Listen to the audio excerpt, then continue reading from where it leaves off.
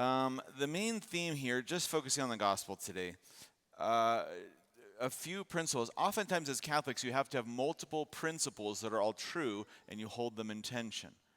Okay? You become a heretic by overemphasizing one or the other. Okay? So you keep both principles that are true, or 10 principles that are true, all in balance, all in tension. Okay? So for example, one principle that's true is we want to follow the 10 Commandments. One of those is you honor your father and your mother. Right? Another principle that's true is Jesus says that you love one another. This is the one new commandment I give you. Love each other as I have loved you. We love everybody. He says love your enemies. Love our enemies. All that stuff. And also, in English, it says unless you hate everyone else compared to Jesus, you can't be his disciple. So, let's see what that means. Now, in a sense, there's an easy answer. In English, it comes through as, if anyone comes to me without hating his mother and father and wife and children and brothers, even his own life, he cannot be my disciple. So, but what's happening there, Jesus is using a Hebrew idiom that's then getting written in Greek, that's then getting translated in English, and but really it simply just means that they need to love less, right? So what he's saying is you can't come to Jesus if you love your parents more than you love Jesus, or if you love your spouse more than you love Jesus, or if you love your children more than you love Jesus, or if you love your own life, your own way more than Jesus. So it's just a comparison. So he's not saying to hate anybody, but this phrase is saying, but we have to love Jesus more than anyone else, including ourselves, and then even at the end, even our own possessions. And he says, whoever does not carry his own cross and come after me cannot be my disciple. Now, this is very fitting because this morning we had all these adults who are saying, hey, we want to become Catholic. We're entering in this process, and hopefully we'll become Catholic this year. We'll be received in. And I did that, many years ago as well. And I was sharing with them, I said, usually when people become Catholic, they might have some family or friends who are either mildly indifferent or even positive. When I became Catholic, some family members were like, okay, whatever you want to do. And then I also had some family members that said, that's terrible. The Catholic Church is horrible and wrong, and you should not join it. So they were very anti-Catholic.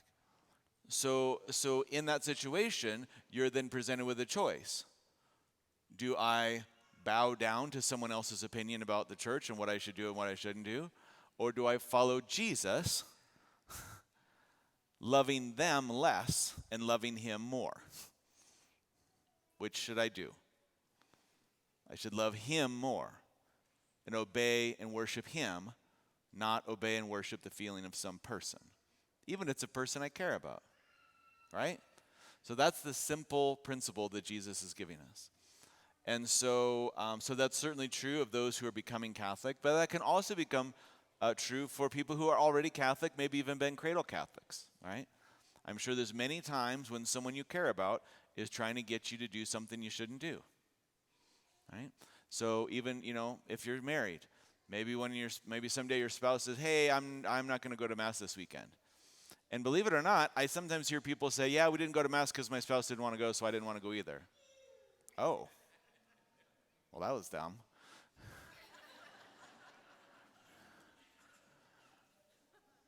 So if you have someone you care about and they don't want to go to Mass, say, wow, that's a really sad decision for you. I'm going because I worship Jesus. I don't worship you. And I'm certainly not going to commit mortal sin to somehow make you happy. That's ridiculous, right? I'm going to follow Jesus no matter what. So, and there's all kinds of examples like that, right? All through our life. And so even sometimes parents, when your kids grow up, maybe they get way off track and they start doing all kinds of terrible things. And sometimes parents trick themselves into being like, well, I guess it's okay because I love them. No. Jesus says you have to love him more than even wife or children or brothers or sisters or even your own life. Now again, you can still be in a loving relationship with them. You don't have to berate them about it all the time. But you've got to stay steady and know, no, I'm serving the Lord. I'm not conforming to the sin even of people I love. Right? So it's a very simple principle, and it actually happens a lot, right? Now, some positive news here. This morning in Rome, 2 a.m. our time, was the beautiful mass of the canonization of two teenagers, right? Basically teenagers. So Saint now Pier Giorgio Frassati and Saint Carlo Acutis, right? And Carlo Acutis really was a teenager. He died when he was 15. Pier Giorgio, I think he was maybe 22. But these two great saints, right? And what's neat about especially Carlo Acutis is because he just died maybe 20 years ago. So his mom was there, his friends were there, some of his other relatives were all there at his canonization. And I was watching some documentaries on EWTN as well, and hopefully you'll go home and watch some of the highlights throughout the week of that canonization. And, and Carlo Acutis, he grew up as a young man. Yes, he had a lot of faith as a young man, but, there's times when even kids, we're tempted. Maybe we've got a sibling or a friend, and they're trying to get us to do something that we know is wrong, right? So that's the question. Do we give in to what our friend or sibling wants us to do, or do we follow Jesus, right? We want to love Jesus more than the other people, even if we care about them, than those who are trying to get us to sin or do something wrong, right? So even children, this applies, all of Jesus' teachings apply to you as children and as teenagers and as adults. You don't graduate out of this. And grandmas and grandpas, it's for you too. So we have these great examples, though, of these young men that even as teens, that even if their other friends didn't understand them, they were faithful to Christ. And now, wow, now we all get to celebrate them and rejoice in them and all these cool things, right? So very good. So that's the basic principle, is that even though we love others, and actually when we put God first, we're able to love others better, by the way.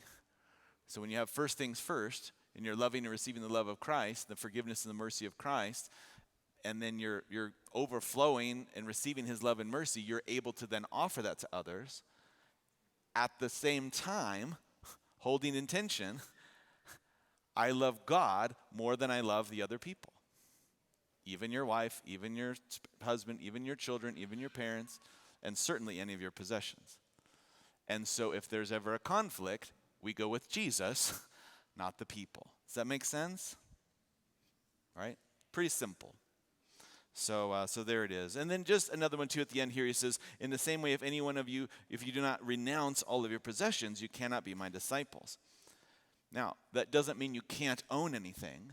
Actually, the church is very clear. We're allowed to own things. We're allowed to have things. We're allowed to have our own private property and those kinds of things. And that's great.